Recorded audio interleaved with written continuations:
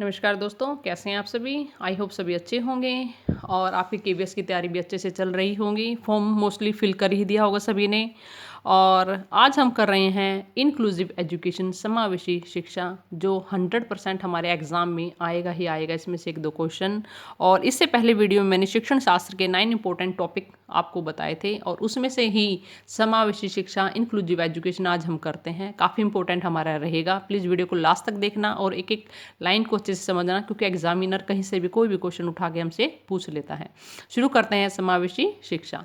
समावेशी शिक्षा एक प्रणाली है। इसके अनुसार एक सामान्य छात्र और एक विशेष छात्र विकलांग को समान शिक्षा प्राप्ति के अवसर मिलने चाहिए, जिसमें कोई भी मंदबुद्धि बच्चा हो, कोई अंधा, बहरा या कोई भी प्रतिभाशाली बच्चा हो, सभी को क्या है, समान शिक्षा के अवसर मिलने चाहिए। हमारा इंक्लूसिव एजुकेशन के अंदर आता है।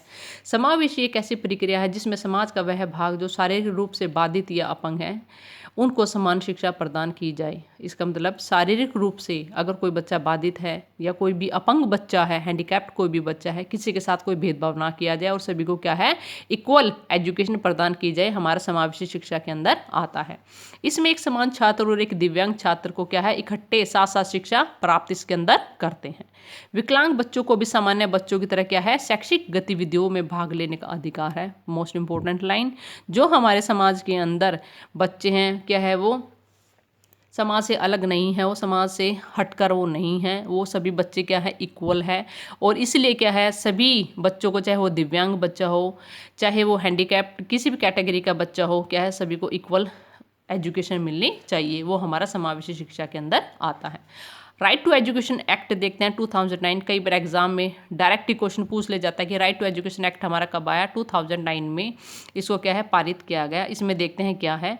वर्ष 2009 में 6 से 14 वर्ष के बच्चों को कक्षा 1 से 8वीं तक निःशुल्क और अनिवार्य शिक्षा का अधिनियम पारित किया गया।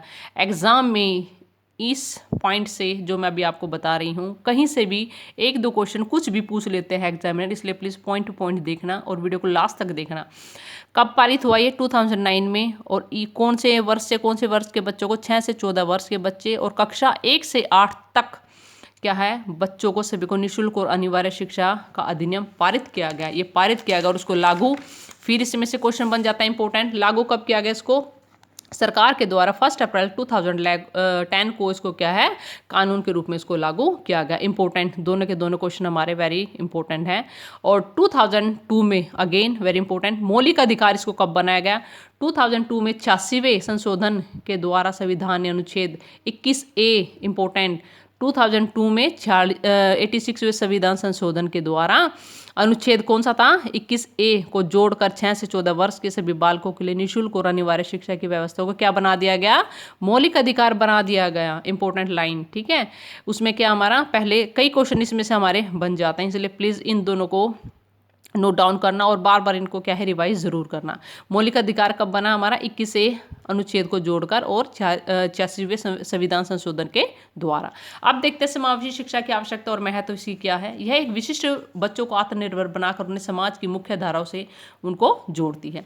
समावेशी शिक्षा प्रत्येक बच्चों की व्यक्तिगत शक्तियों का विकास करती है। समावेशी शिक्षा सम्मान और अपनेपन की संस्कृति के साथ व्यक्तिगत मतभेदों को स्वीकार करने के लिए अवसर प्रदान करती है। कहने का तात्पर्य यह है कि समावेशी शिक्षा ऐसा एनवायरनमेंट बच्चों को प्रदान करती है जिससे बच्चे क्या, सभी डिफरेंसेस आपस में भूल जाते हैं और सभी इक्वल एक ही स्कूल में और एक ही जगह वो एजुकेशन लेते हैं। और क्या है, सभी इकट्ठी एजुकेशन के साथ साथ उन्हें क्या है, इक्वल राइट भी उन्हें एजुकेशन का मिलता है।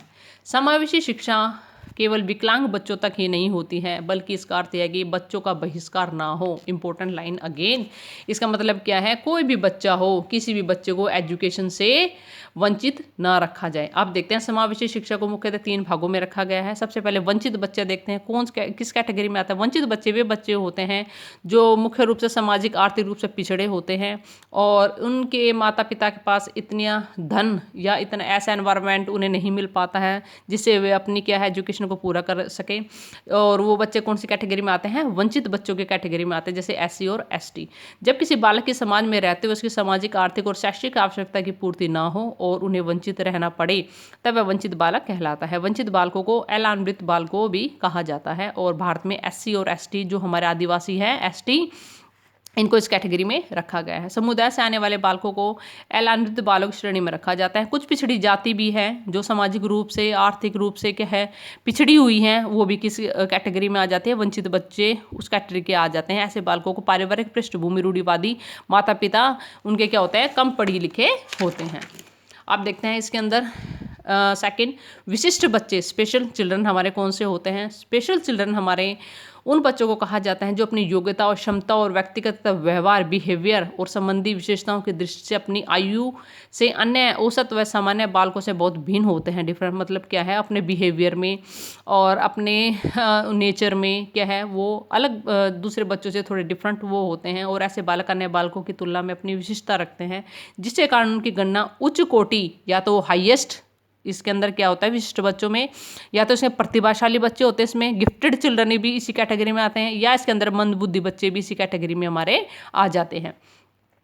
इसके अंदर क्या है, जिस कारण इनकी गणना उच्च कोटि या निम्न कोटि के बालकों में होती है। ऐसे बालक मानसिक, शारीरिक, संवेगात्मक और सामाजिक दृष्टि से या तो बहुत ही पिछड़े हुए होते हैं या बहुत ही आगे निकल जाते हैं। लाइन को ध्यान से पढ़ना, या तो बहुत ही पिछड़े हुए होते हैं या क्या है बहुत ही आगे वो निकल जाते हैं। हमारे किसके अंदर आ जाते हैं, विशिष्ट बच्चों के अंदर। अब देखते हैं विशिष्ट बालकों के प्रकार। प्रतिभाशाली, गिफ्टेड चिल्ड्रन, पिछड़े बालक, बैकवर्ड चिल्ड्रन, मंदबुद्धि, मेंटली रिटायर्ड बच्चे हमारे होते हैं, वंचित बालक, डिप्रीड चिल्ड्रन हमारे, समस्यात्मक बालक, प्रॉब्लम चिल्ड्रन। नेक्स्ट वीडियो में मैं क्या है इन्हें अच्छे से एक्सप्लेन आपके लिए कर दूंगी। अब देखते हैं पिछड़े बच्चे हमारे कौन से कहलाते हैं। पिछड़े बच्चे हमारे वे बच्चे होते हैं जो अपनी आयु के अन्य बालकों की तुलना में अत्यधिक शैक्षणिक दुर्बलता का परिचय देते हैं। पिछड़ा बच्चा, जैसे वैसे ही नेम से हम बता देंगे पिछड़ा हुआ बच्चा मतलब क्या है, वो काफ़ी दूसरे बच्चों से क्या है क्लास में, एजुकेशन से लगा लो, किसी भी तरीके से काफ़ी पीछे वो रह जाता है। उसके अंदर इतनी क्षमता नहीं होती है कि वो क्या है और बच्चों की तरह फटाफट हर चीज़ को कर ले या क्लास में क्या है वो अच्छे रैंक प्राप्त कर सके। तो ऐसा बच्चा क्या कहलाता है, हमारा पिछड़ा बच्चा हमारा कहलाता है। और बर्ट के अनुसार जिस बालक की शैक्षणिक उपलब्धि, एजुकेशन जो हमारी क्वैलेंट होती है वो क्या होता है 85 से कम होते हैं। याद रखना, कई बार एग्जाम में पूछ लिया जाता है। ऐसे बच्चों की आयु उपलब्धि हमारी क्या होती है 85 से कम होती है और पिछड़े बालक की श्रेणी में उनको रखा जाता है। आप देखते हैं क्यों देखते हैं, हमारा क्या होता है एजुकेशनल एज और हमारे क्रोनिकल एज को क्या है मल्टीप्लाई 100 से कर दिया जाता है और इससे क्या है उन बच्चों की एजुकेशन हमारी ये क्या वो निकल आता है। ये हमारे क्या है पिछड़े बच्चों के अंदर हमारे आ जाते हैं। आप देखते हैं पिछड़ेपन के कारण हमारे क्या क्या हो सकते हैं। एग्जाम में कई बार पूछ लिया जाता है कि पिछड़ेपन के कारण है, इनमें से कोई भी पॉइंट, और अगेन 3 पॉइंट हमसे दे दिए जाते हैं, उसमें हमें क्या है टिक करना पड़ता है, इसलिए ध्यान से पढ़ना। पिछड़ेपन के हमारे कारण क्या क्या हो सकते हैं, बौद्धिक क्षमता की कमी, बुद्धि की कमी, घरेलू व स्कूली वातावरण की शिक्षा की दृष्टि से उत्साहपूर्वक ना होना। जो हमारे कई बार घरेलू एनवायरनमेंट हमें बच्चों को ऐसा मिल जाता है, घर में कलह हो या घर में गरीबी हो या घर में क्या है किसी भी तरह कोई समस्या है, तो बच्चे को क्या है प्रॉपर बच्चे का डेवलपमेंट नहीं हो पाता है, तो वो भी क्या है पिछड़ेपन की श्रेणी में वो बच्चा आ जाता है। शारीरिक दोष बच्चे के अंदर होना, जैसे अंधापन, बहरापन, गूंगापन हो जाना, तो बच्चा नेचुरली बात है क्या है अपने आप को क्या है थोड़ी उसके अंदर हीन भावना आ जाती है और वो अपने आप को क्या है समाज के बच्चों से अलग समझना शुरू कर देता है, तो भी वो क्या है पिछड़ेपन के कारण में आ जाता है। संवेगात्मक रूप से कमजोर व स्थिर बालक, और कर्तव्य गीता हमारी आ जाती है। ट्रुएनेंसी अर्थात स्कूल से भाग जाने की प्रवृत्ति, ये भी हमारे किसके अंदर आ जाता है पिछड़ेपन के कारण आ जाती है। हम कई बार समाज में मान लेते हैं कि बच्चा जैसे थोड़े गरीब बच्चों को मान लो भाई वो नहीं पढ़ते हैं और क्यों वो स्कूल नहीं आते, हम उनकी गलती निकालते हैं, बट मोस्टली कई बार घर का एनवायरनमेंट या उनकी फैमिली प्रॉब्लम कई बार बच्चों की ऐसी हो जाती है कि वो नहीं गेन कर पाते। एक हाई सोसाइटी के बच्चा और एक गरीब बच्चे को हम कंपेयर अगर करें तो काफ़ी डिफरेंसेस उनकी लाइफ में होता है। तो इसी तरह से क्या है पिछड़ेपन के कारण भी हमारे बहुत सारे हो जाते हैं। अब देखते हैं पिछड़े बालकों की शिक्षा में कैसे सुधार हमें की जानी चाहिए। पिछड़े शिक्षक को पिछड़े बालक की उपस्थिति के कारण कक्षा में कई प्रकार के समायोजन संबंधित समस्याओं का सामना करना पड़ता है। इस समस्या का निवारण के लिए विशेष शिक्षा कार्यक्रमों की आवश्यकता होती है। और जैसे पिछड़ेपन के कारणों की खोज करना, हमें पता लगाना कि वो बच्चा जो पिछड़ा हुआ है एजुकेशन में किस कारण वो पिछड़ा हुआ है, व्यक्तिगत ध्यान देना उनके ऊपर, इंडिविजुअल उनके क्या है ध्यान देना, भाई क्या कारण हो सकता है कि ये बच्चा पढ़ नहीं रहा है या पढ़ाई पर ध्यान नहीं रहा है, ये और बच्चों से इतना पिछड़ा हुआ क्यों है। हस्त उद्योग में उन्हें प्रशिक्षण देना, उन बच्चों को छोटे मोटे काम देना, विशेष स्कूल स्कूल उन्हें प्रोवाइड कराना, कक्षाओं की व्यवस्था करना, विशिष्ट पाठ्यक्रम उन बच्चों को, थोड़ा स्पेशल एजुकेशन अलग से उन्हें थोड़ा समझाना पढ़ाना और शिक्षण विधियों का प्रयोग करना, उनके साथ शैक्षिक मनोविज्ञान की सहायता लेना तथा स्कूल से भागने की प्रवृत्ति को रोकना सबसे मोस्ट इंपॉर्टेंट है। और हम पिछड़े बालकों की शैक्षणिक उपलब्धि को भी क्या हम बढ़ा सकते हैं। अब देखते हैं थर्ड पॉइंट, लर्निंग डिसेबिलिटीज, हमारे मोस्ट इंपॉर्टेंट पॉइंट सीटेट में भी हमारा और केवीएस में तो आने ही आने हैं। लर्निंग डिसेबिलिटीज़ में देखते हैं अधिगम अक्षमता हमारी कहलाते हैं। टाइप्स ऑफ लर्निंग डिसेबिलिटी हमारी कौन कौन सी होती है।